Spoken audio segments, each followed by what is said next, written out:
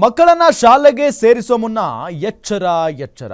ನೀವು ಸೇರಿಸೋ ಶಾಲೆ ಅಧಿಕೃತನೋ ಅನಧಿಕೃತನೋ? ಗ್ಯಾರಂಟಿ ನ್ಯೂಸ್ನಲ್ಲಿ ಅನಧಿಕೃತ ಶಾಲೆಗಳ ಮಾಹಿತಿ.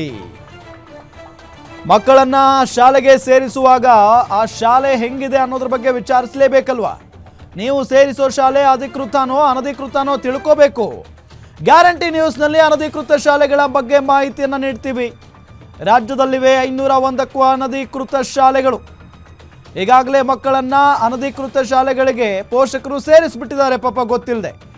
2025-26ನೇ ಸಾಲಿನ ಶೈಕ್ಷಣಿಕ ವರ್ಷ ಪ್ರಾರಂಭ ಆಯಿತು.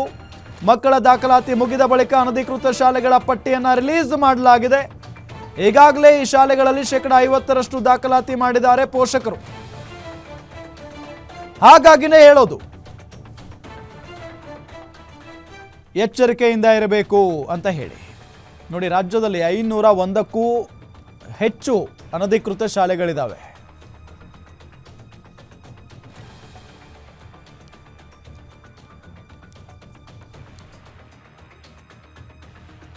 ಅನಧಿಕೃತ ಶಾಲೆಗಳಿದ್ದಾವೆ. ಬರೋಬ್ಬರಿ 501ಕ್ಕೂ ಹೆಚ್ಚು ಅನಧಿಕೃತ ಶಾಲೆಗಳಿದಾವೆ ರಾಜ್ಯದಲ್ಲಿ. ಈಗಾಗಲೇ 50% ಅಡ್ಮಿಷನ್ಸ್ ಮಾಡಿಸ್ಬಿಟ್ಟಿದ್ದಾರೆ ಆ ಶಾಲೆಗಳಲ್ಲಿ ಪೇರೆಂಟ್ಸ್ ಮಕ್ಕಳನ್ನ.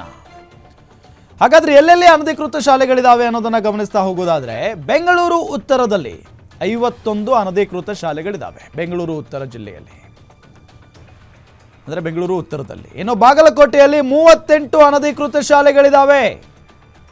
ಬಳ್ಳಾರಿಯಲ್ಲಿ 35, ಬೆಂಗಳೂರು ದಕ್ಷಿಣದಲ್ಲಿ 34, ಬೆಳಗಾವಿಯಲ್ಲಿ 35, ದಾವಣಗೆರೆಯಲ್ಲಿ 35, ಧಾರವಾಡದಲ್ಲಿ 23 ಅನಧಿಕೃತ ಶಾಲೆಗಳಿದಾವೆ.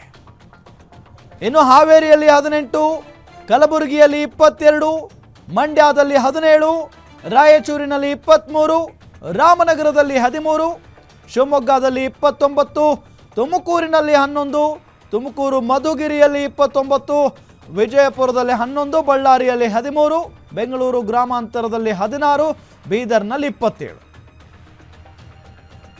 ಆಲ್ಮೋಸ್ಟ್ ಇಡೀ ರಾಜ್ಯದ ಎಲ್ಲ ಜಿಲ್ಲೆಗಳಲ್ಲೂ ಕೂಡ ಅನಧಿಕೃತ ಶಾಲೆಗಳು ತಲೆ ಎತ್ತಿ ನಿಂತಿದ್ದಾವೆ. ಅನಧಿಕೃತ ಶಾಲೆಗಳು. ಹಾಗಾಗಿನೇ ಮಕ್ಕಳನ್ನ ಆ ಶಾಲೆಗಳಿಗೆ ಸೇರಿಸುವ ಮುನ್ನ ಬಹಳ ಎಚ್ಚರಿಕೆಯನ್ನು ವಹಿಸಿ. ಜೊತೆಗೆ ಇದು ಮೊದಲೇ ಆಗಬೇಕಾಗಿತ್ತು. ಯಾಕೆ ಅಂತ ಹೇಳಿದ್ರೆ, ಈಗಾಗಲೇ ಅನಧಿಕೃತ ಶಾಲೆಗಳಿಗೆ ಅಡ್ಮಿಷನ್ಸ್ ಮಾಡಿಸಾಗಿದೆ ಪೋಷಕರು. ಸೊ ಈಗೇನು ಯಾವ ರೀತಿಯಾದಂಥ ಕೆಲಸ ಮಾಡ್ತಾರೆ, ಹೆಜ್ಜೆ ಇಡ್ತಾರೆ ಪೋಷಕರು, ನೋಡಬೇಕು.